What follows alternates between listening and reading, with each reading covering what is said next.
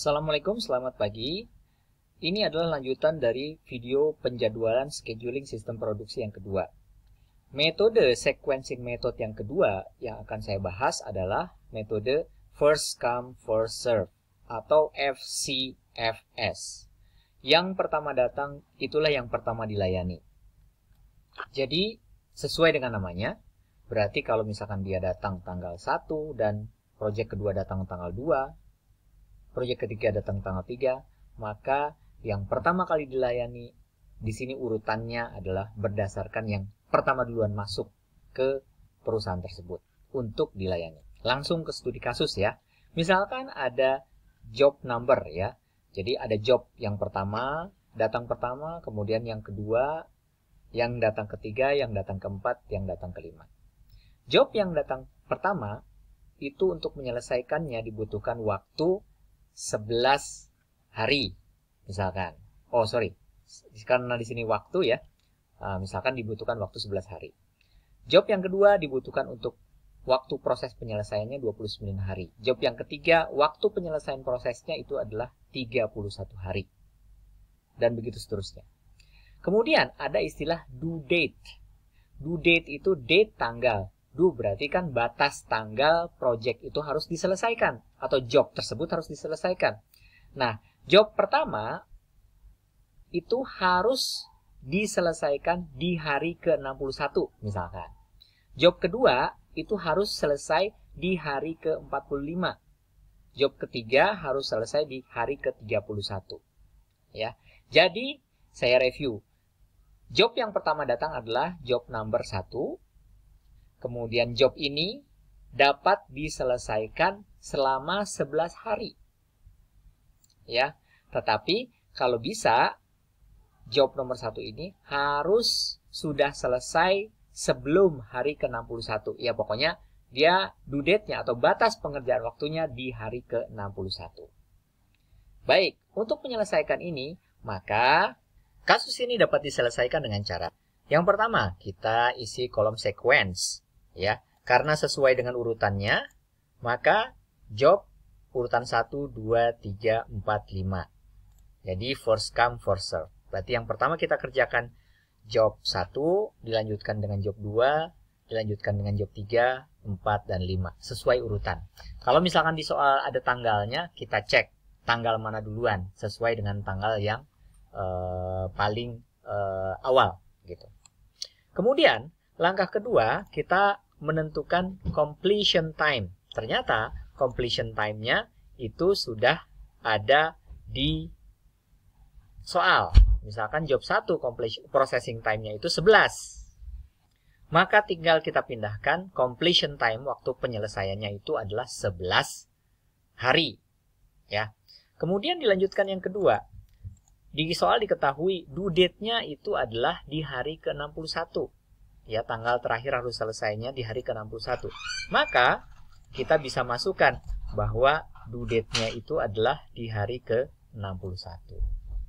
Nah, ada yang disebut dengan tardiness. Tardiness itu adalah keterlambatan. Ya, keterlambatan. Nah, di sini kita lihat bahwa pekerjaan itu selesai di hari ke-61. Tetapi ternyata di hari ke-11 dia sudah selesai.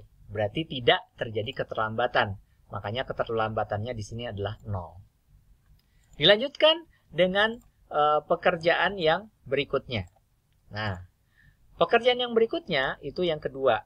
Nah, diketahui completion time-nya dari soal 40. Ya. Kemudian due date-nya di sini 45. Nah, kita cek berapa tardiness-nya. Nah, kita tahu bahwa penyelesaiannya itu 40 hari. Tetapi batas akhir penyelesaiannya 45. Berarti kan lebih cepat daripada due date. Maka tardiness-nya adalah 0. Jadi, kalau completion time-nya itu lebih kecil daripada due date, ya, atau penyelesaiannya itu lebih cepat daripada due date, maka keterlambatannya tidak ada. Gitu. Nah, kita lanjutkan dengan pekerjaan yang ketiga. Pekerjaan yang ketiga, otomatis kita bisa lihat, oh ternyata 71 hari completion time-nya. Tetapi masalahnya, dia harus selesai di hari ke-31. Nah, berarti kan penyelesaiannya lebih lama daripada batas akhirnya.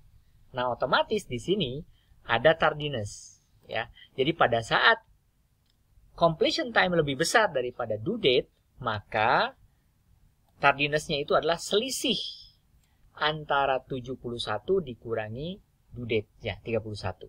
Jadi tardiness itu, kalau sekiranya completion time-nya lebih gede daripada due date, maka tardiness-nya adalah completion time dikurangi dengan due date.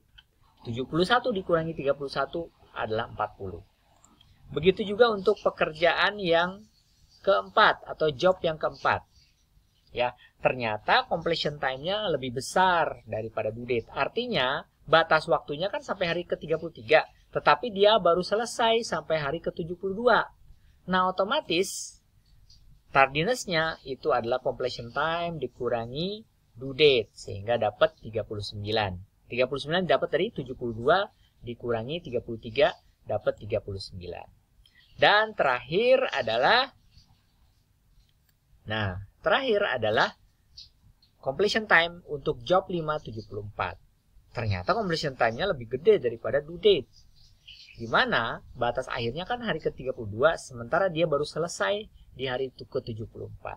Berarti besar keterlambatannya itu adalah 74 dikurangi 32 dapat 42. Nah, berikutnya kita cari totalnya. Kita totalkan completion date-nya untuk 5 job ini adalah 268 hari. Kita bisa menuntaskan. Ya. Kemudian due date-nya tidak perlu kita totalkan karena ini adalah hari ke, ya, bukan jumlah hari.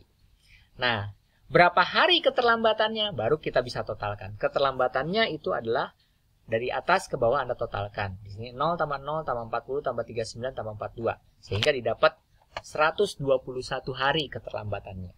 Berarti sequence 1 2 3 4 5 total completion time-nya itu 268 dengan tardiness 121.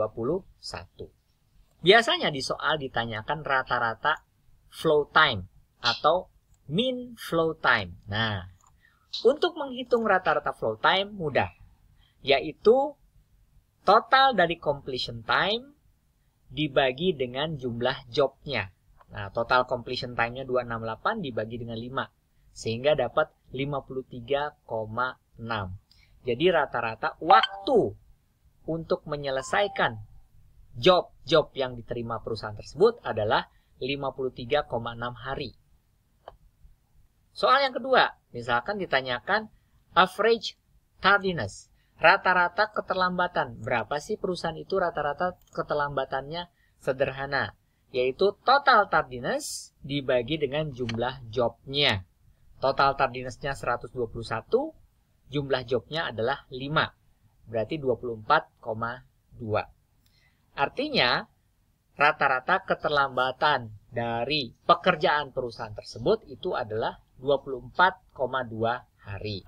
Dan terakhir, itu biasanya number of tardy job. Jumlah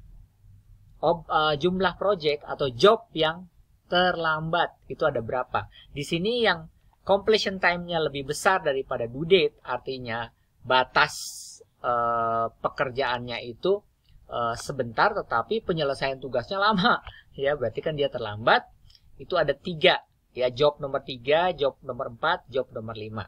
Berarti ada 3 number of tardy jobs, ya. Inilah metode sequencing atau pengurutan pada penjadwalan dengan menggunakan metode first come first serve atau FCFS. Semoga bermanfaat.